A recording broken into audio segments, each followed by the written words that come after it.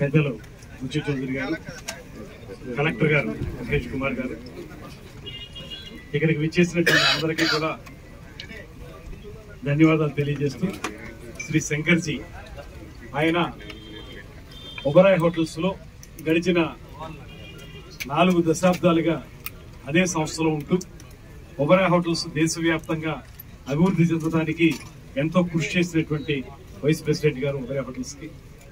అదేవిధంగా వినోద్ గోస్వామి గారు, సుప్రసిద్ధ ఆర్కిటెక్ట్ గారు, ఆయన ఒబరాయ్ వారు నిర్మించేటువంటి హోటల్స్ అన్నింటినీ కూడా ఏ రకంగా చేయొచ్చు అనేటువంటి ఆలోచనతో ఎంతో సేవలు అందిస్తున్న వ్యక్తి. వారితో పాటు ఇంకొకరు వచ్చారు, మొత్తం 3 టీం, శంకర్జీ గారు, వినోద్ గారు, అదేవిధంగా మరొకరు, 3 కలిసి ఇవాళ ప్రత్యేకంగా మన పిచ్చుకుల లంకని అభివృద్ధి చేయడానికి పర్యాటక పరంగా దీన్ని ఏ రకంగా ముందుకు తీసుకెళ్లాలనేటువంటి ఆలోచనతో ఇక్కడికి రావడం జరిగింది. దీనికి ముందుగా గతంలో కొన్ని రోజుల క్రితం, ఒక 15-20 రోజుల క్రితం మన విజయవాడలో ముఖ్యమంత్రి గారితోనూ, ఆ తర్వాత పర్యాటక శాఖ మంత్రిగా నాతోనూ వారు చర్చలు జరిపారు. చర్చలు జరిపినప్పుడు జరిగినటువంటి అంశాలు ఏమిటంటే, ఒకటి, ఇప్పటికే వారు ఆంధ్రప్రదేశ్ రాష్ట్రంలో గండికోట ప్రాంతంలో, అదేవిధంగా తిరుపతిలో, విశాఖపట్నంలో 3 చోట్ల కూడా విల్లాస్ స్థాయిలో రిసార్ట్స్ నిర్మించి అక్కడ టూరిజం డెవలప్మెంట్ కి మా వంతు సహకారం మేము అందిస్తామనేటువంటి మాటని వారు చెప్పడం జరిగింది. అప్పుడు మేము కూడా కోరాం, మనం టూరిజం డిపార్ట్మెంట్ నుంచి రాజమండ్రిలో ఉన్నటువంటి ఈ పిచ్చుకుల లంక ప్రాంతంలో చాలా అద్భుతమైనటువంటి ఈ ప్రకృతి సంపద ఉంది. అదేవిధంగా పర్యాటకులను ఆకర్షించేటువంటి అనేక అంశాలు ఈ చుట్టూ ఉన్నాయి కనుక దీన్ని మీరు పరిగణలో తీసుకోవాలనేటువంటి మాట వారికి చెప్పాం. అదేవిధంగా మదనపల్లి హార్స్లీ హిల్స్ లో కూడా కార్యక్రమాలు చేయాలని టూరిజం తరఫున కూడా వారిని కోరడం జరిగింది. దీని మీద ఇంతకు ముందే చాలా డీటెయిల్ డిస్కషన్ విజయవాడలో జరిగింది. ఇప్పుడు వారు ప్రత్యక్షంగా మీరు సైట్ చూసి ఆ సైట్ ని పరిశీలించి ఏ రకంగా ఉపయోగపడుతుంది అనేటువంటి మాటతోటి ఇక్కడికి వస్తామని చెప్పారు. ఈ రోజు వారు వచ్చారు. అందుకు ముందుగా శంకర్జీకి, వినోద్ గారికి మనందరి తరఫున కూడా ప్రత్యేకమైనటువంటి ధన్యవాదాలు తెలియజేస్తూ, అదేవిధంగా ఇవాళ వారందరికీ కూడా విపులంగా వివరించాం.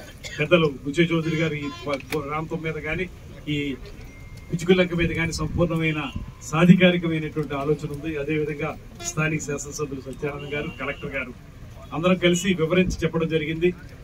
ఇక్కడ ఒక్కసారి మీరు టూరిజం స్పాట్ గా దీన్ని ఐడెంటిఫై చేసి ఇక్కడ రిసార్ట్స్ నిర్మించగలిగితే, అవి కూడా పెద్ద స్థాయిలో నిర్మించగలిగితే, ఉభయ గోదావరి జిల్లాల్లో కూడా అనేక పర్యాటక ప్రాంతాలు, ఒక పక్కన మనకి పవిత్రమైనటువంటి దేవాలయాలు ఉన్నటువంటి ప్రాంతాలు, ద్రాక్షారామం కానీ, పిఠాపురం కానివ్వండి, భీమేశ్వర స్వామి ఆలయం మన సామర్లకోట కానివ్వండి, ఇవి ఉన్నాయి. ఒక పక్కన అన్నవరం ఉంది. అదేవిధంగా ఇక్కడ లక్ష్మీ జనార్దన స్వామి టెంపుల్ ఏమో దేవళేశ్వరంలో ఉంది. అంతర్వేదిలోనేమో లక్ష్మీ నరసింహస్వామి టెంపుల్ ఉంది. అదేవిధంగా కోరుకొండలో లక్ష్మీ నరసింహస్వామి ఆలయాలు, చాలా ఎక్కువ మంది భక్తులు వచ్చేటువంటి ఆలయాలు ఉన్నాయి ఒక పక్కన. దాంతో పాటు అటు పక్క వెళితే మారేడుమిల్లి ప్రాంతం అంతా కూడా అద్భుతమైనటువంటి ఎకో టూరిజం కు ఉపయోగపడే విధంగా, పర్యావరణ హితమైనటువంటి టూరిజానికి ఉపయోగపడేటువంటి ప్రాంతాలు ఉన్నాయి. అదేవిధంగా ఇక్కడ గోదావరి, అద్భుతమైనటువంటి గోదావరి తీరం ఉంది. కోనసీమలోకి వచ్చేటప్పటికి కేరళని మించినటువంటి అందాలు ఉన్నటువంటి కేరళ కోనసీమ ఉంది. ఇలా చూసుకుంటే సంపూర్ణమైనటువంటి ఒక సర్క్యూట్ గా, అంటే ఏవైతే మనం కేవలం ఓన్లీ టెంపుల్ టూరిజం కే పరిమితం అవుతున్నటువంటి సందర్భంలో దాని వరకు మాత్రమే కాకుండా వివిధ రకాలైనటువంటి టూరిస్ట్ స్పాట్లు తయారయ్యేదానికి అవకాశం ఉండి, ఒక సర్క్యూట్ గా దీన్ని తయారు చేయడానికి, ఒక రోజుకి దేవుడు దర్శనానికి ఇక్కడికి వచ్చినటువంటి ఎవరైనా పిలిగ్రిమ్ ఉంటే వాళ్ళు ఒక రోజుతో ఆగకుండా ఒక 2 రోజులు 3 రోజులు ఇక్కడ స్టే చేసి మొత్తం ఉభయ గోదావరి జిల్లాల్లో ఉన్నటువంటి పర్యాటక ప్రాంతాలన్నింటినీ, కోరింగా వైల్డ్ లైఫ్ శాంక్చురీ కానివ్వండి, అటుపక్క హోప్ ఐలాండ్ కానివ్వండి, కాకినాడ బీచ్ కానివ్వండి, ఇవన్నీ చూసి వెళ్లి ఇక్కడ పర్యాటక రంగాన్ని వృద్ధి చేయటం, మరో పక్కన వారికి కూడా ఆహ్లాదకరమైనటువంటి ఒక పర్యటన చేసామనేటువంటి అనుభూతి కలగటం, ఇటువంటి ప్రత్యేకమైనటువంటి అంశాలతో కూడినటువంటి అన్ని రకాల విషయాల్ని వారికి తెలియజెప్పాం. ఇక్కడ మీరు రిసార్ట్స్ తయారు చేస్తే ఏ రకంగా ఇది పర్యాటకులను ఆకర్షిస్తుంది, దీనివల్ల మీకు లాభం ఉంటుంది, అదేవిధంగా పర్యాటక రంగానికి ఉపయోగం ఉంటుందనేటువంటి మాట స్పష్టంగా చెప్పడం జరిగింది. ఇరిగేషన్ డిపార్ట్మెంట్ వారు కానీ, అదేవిధంగా మన టూరిజం డిపార్ట్మెంట్ వారు కానీ స్పష్టంగా ఇక్కడ ఉన్నటువంటి ప్రదేశాల గురించి, ఈ గోదావరి గురించి, ఇక్కడ ఈ పిచ్చుకల్లంకని ఏ రకంగా వృద్ధి చేయించనేటువంటి విషయం గురించి వారు కూడా స్పష్టంగా చెప్పడం జరిగింది. వారు కూడా అదేవిధంగా కడియం నర్సరీస్, ముఖ్యంగా కడియం నర్సరీలు ప్రపంచ పర్యాటకులను ఆకర్షిస్తున్న నర్సరీలు, ఏషియాలోనే సెకండ్ లార్జెస్ట్ నర్సరీలు అనేటువంటి పేరు కూడా మన నర్సరీలకు ఉంది. అవి చూడొచ్చు. అందులో ఉన్నటువంటి కెనాల్ ద్వారా బోట్ షేర్ చేయటం అనేటువంటి కార్యక్రమం, ఇలాగా వివిధ రకాలుగా దీన్ని పర్యాటక రంగంలో అభివృద్ధి చేయడానికి అవసరమైన కార్యక్రమాలు ఉన్నటువంటి ఈ ప్రాంతాన్ని మీరు ఎంపిక చేసుకోండి అనేటువంటి మాట చెప్పాం. వారు కూడా నాకు తెలిసినంత వరకు శంకర్జీ గారి యొక్క ఆలోచన ఖచ్చితంగా ఇక్కడ మనం ఒబరాయిని తీసుకొద్దాం అనేటువంటి ఆలోచనలు ఉన్నట్టుగా కనపడింది.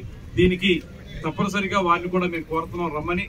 వస్తే ఇది అద్భుతమైనటువంటి పర్యాటక ప్రదేశంగా రూపొందించడానికి అనువుగా ఉన్నటువంటి ప్రదేశాల్లో ముఖ్యమైన ప్రదేశం అవుతుంది. ఉభయ గోదావరి జిల్లాల యొక్క ఆ నెక్స్ట్ లెవెల్కి వెళ్లేదానికి అవకాశం ఉంది. ఇక్కడ ఉన్నటువంటి పర్యాటక రంగం ఏదైతే ఉందో అది నెక్స్ట్ లెవెల్కి వెళ్లేటువంటి అవకాశాన్ని కూడా చూడమని చెప్పి మేము కోరుతా ఉన్నాం. దానికి వారు కూడా సమ్మతించారు. రాబోయే రోజుల్లో ఖచ్చితంగా టూరిజం డిపార్ట్మెంట్ ద్వారా వారికి సంపూర్ణమైనటువంటి సహకారం ఇవ్వడానికి ప్రభుత్వం, ముఖ్యమంత్రి గారు గాని, ఉప ముఖ్యమంత్రి గారు గాని, టూరిజం మంత్రిగా నేను గాని పూర్తి స్థాయిలో వారికి సహకరిస్తామనేటువంటి మాట కూడా వారికి చెప్పడం జరిగింది. రాబోయే రోజుల్లో మేము నమ్ముతున్నాం ఇక్కడ 100% కూడా ఒబరాయి వారు వస్తారు, వాళ్ళ జెండా ఎగరేస్తారు. తద్వారా పర్యాటక రంగం యొక్క జెండాను కూడా మనందరం కూడా ఎగరేద్దామనేటువంటి మాటని ఈ సందర్భంగా తెలియజేస్తారు.